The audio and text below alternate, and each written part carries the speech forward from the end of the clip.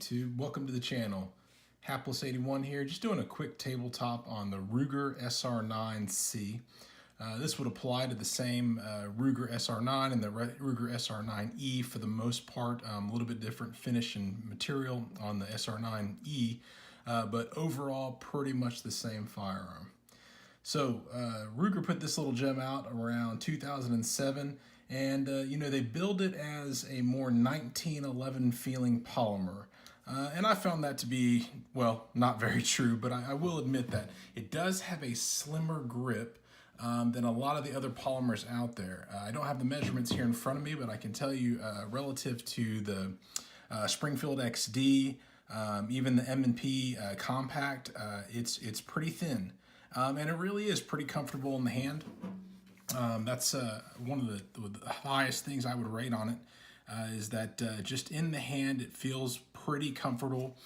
Good weapon to get a high purchase up here, and very controllable.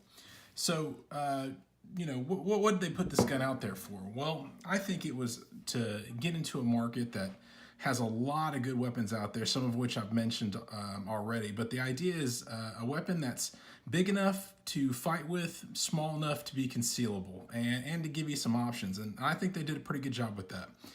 Initially, they came out with a 10-round magazine, which you can see is a flush fit, and makes the weapon pretty concealable for concealed carry. I've concealed carried this one quite a bit around town, never had any major issues with it. I do recommend it as an in the waistband carry option. It's not quite small enough for pocket carry, although I have thrown it into a jacket pocket in a sleeve type holster. And then it's kind of nice because they give you this 17-round mag, so if you're keeping it in the car, for example, or in the nightstand, you can throw that on there. You have 17 plus 1 rounds at that point, and you're a little bit more defensible.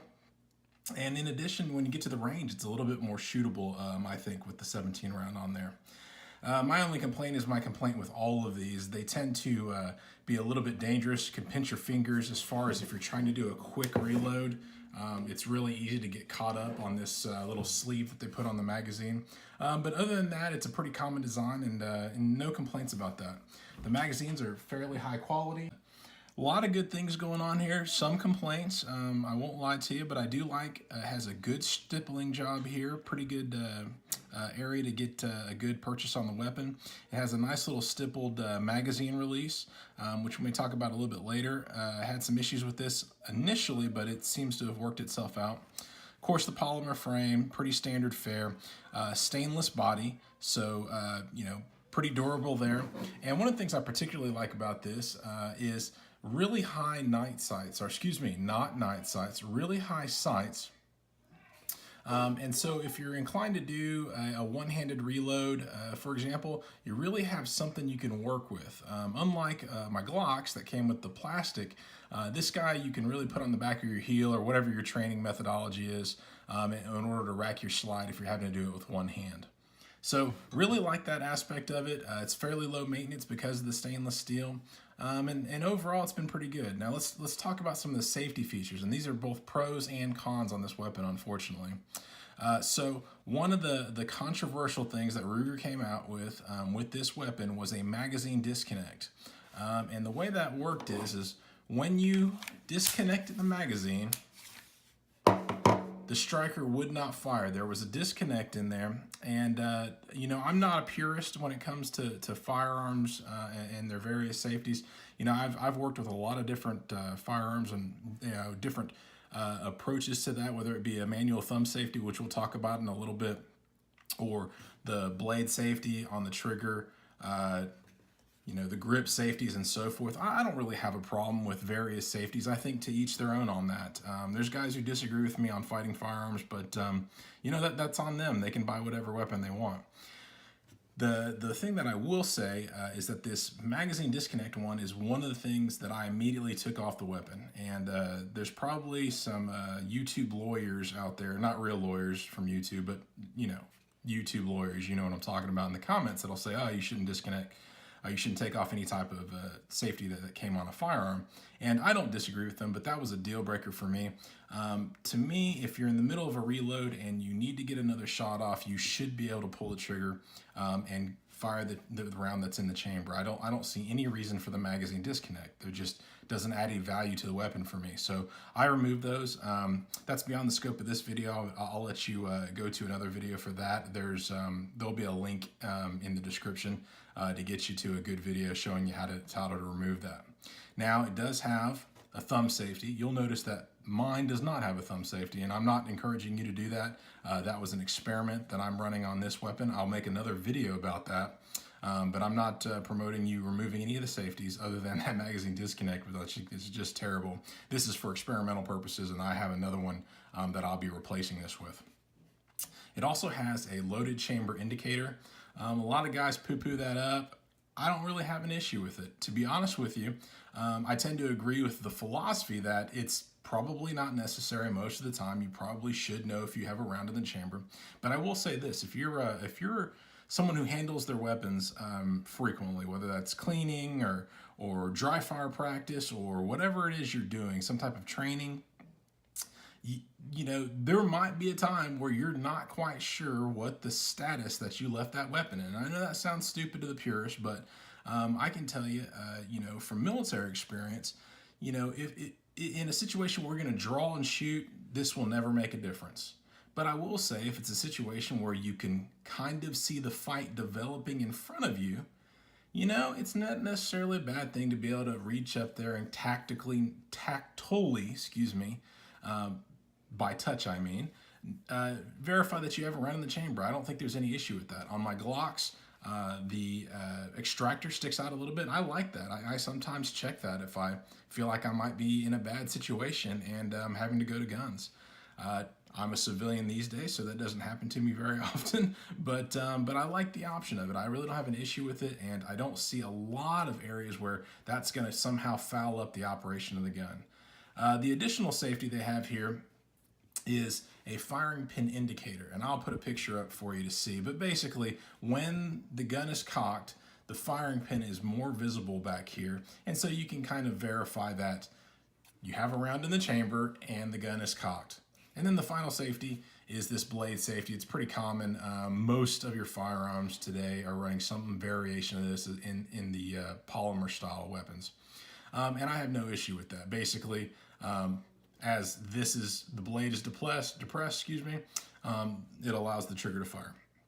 So overall, not a bad setup. I do think the magazine disconnect is a little bit too much. And now, a little bit further on in my journey and my comfort level with concealed carry, I feel like the manual safety is a little bit extra too. But once again, I'll have a separate video on that, and I do have one that I'm going to put back on here. This is for experimental purposes only.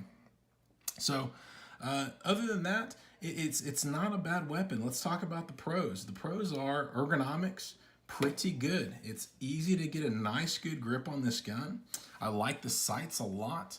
As I said, they're nice and high. They're metal. You can really do whatever you need to do with those sights. Now, I wish they were night sights, I have to admit. Especially if it's a defensive pistol, I feel like it should have night sights. They are replaceable. And then the final point I'll make on this weapon is reliability.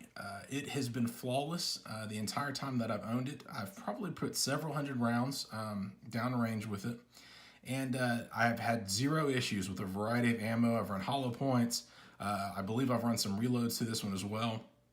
But over the several hundred rounds, no issues. Now it's slow going because once you feed up that 17, once you start bumping to the 10, it's not as fun to shoot, I'll have to admit. But, you know, that's kind of its job. So let's talk about the cons. Well, in my mind, the cons are, one, the magazine disconnect, easily remedied. Once again, link in the comments. And at this point, the manual safety here. I'm not a big fan of that at this point in my gun journey, but I have to admit, you know, when I initially bought it, it was actually one of the things I really liked about it because I had owned Glocks prior, and you know, what I'd come to find is I wasn't completely comfortable with concealing a Glock in a kind of an off carry. So, for example, in a sleeve or a pocket style holster, because it made me a little nervous. What if something were to tug on that trigger or whatever? Yeah, could it happen? Probably not. But my comfort level at that time was that, man, I really wish I had another safety. What I've come to find out is that one of the things that I don't like about this safety is if you are not used to a 1911 style draw, you can miss it. And what do I mean by that? Well, with the 1911, as you make your draw, you sweep the safety down. Now, I've trained that way only because I own a 1911. I never ran one in the military, but I purchased one in the civilian world and I've practiced with it extensively. So this isn't as big a deal to me, but I could see a new gun owner or someone who's attracted to this model but has only previously fired regular other striker fired pistols could have an issue with that. Not only that, I've also had this thing move on me during carry. Even though I've got a good hybrid holster, I have had this because it is ambidextrous, get snagged by a shirt, and turn on or off. So what it leaves you with is you could try to leave it off and not worry about it, but then you got to worry about it being on, or you could basically always have to worry about that draw stroke. And that's my other little complaint about that, is this particular piece of metal is very thin and it will snag you. I had this gun bite me one time during a draw stroke at the range where I was sweeping that down and it got me. It bit my thumb and drew a little bit of blood. Not a big deal, but once again, a small issue. So the final con I would say is the trigger. So in this price range, you can't complain too much, but even for a striker fired pistol, the trigger was long and a little bit gritty. Now, since then, I have put a rocket ghost connector in there, and that really did a great job in lightening and smoothing out that trigger. I highly recommend them, but I will admit it takes a little bit more to install them. I'll once again link the video for you to a good video that shows you how to do that. But that's just something to consider. So if you wanted to basically move this gun into a concealed carry weapon that I would recommend, I would say you have to throw a connector at it. Not mandatory, but it really improves your trigger. I would say that you probably need to consider some type of night sights. And other than that, you're pretty good to go if you train with that manual safety. Now, if you're not going to train with the manual safety, in another video, I'm going to talk about that a little bit more, and we can talk about your options there, none of which are that fantastic, all of which the YouTube lawyers will complain about. But we'll talk about it in another video. So to finish up the video, buy or no buy? That's the question, right? So it's a good value gun, and I, to be 100% honest with you, was going to say no buy. And here's why. Because in this same market segment, there are so many good guns. I checked pricing on this, and at the time of the video, it was running up in the mid 300s. Well, in that same price point, you could pick up a Smith & Wesson M&P compact. You can pick up a Springfield XD9 compact also. And if you wanted to step up a little bit more, you could go for quite a few full-size weapons as well, right around that $400 range. And so it's just not quite the value that I think it was intended to be. Now, that being said, if you can find one and find a good deal on it, I'm not discouraging you from getting it. And here's why I say that. In the course of making another video that we'll publish out to you guys in a little bit, playing with the safety, I managed to bend a pin in there. And I tell you what, I called up Ruger. They signed me up for an account, took about 10 minutes or less, and actually, let me revise, it took about 5 minutes or less, and there was no hold time or anything. They got the serial number, they were very knowledgeable, they were able to get the parts that I needed, and they're going to send me those parts free of charge as a repair. And so the Ruger customer service has just really impressed me, and the build quality is pretty good. So if you're just looking at it, it's a good gun. I'm a little bit halfway on whether I would buy it brand new. Again, I would probably not do that, only because some of the safety features have now become a negative in my book.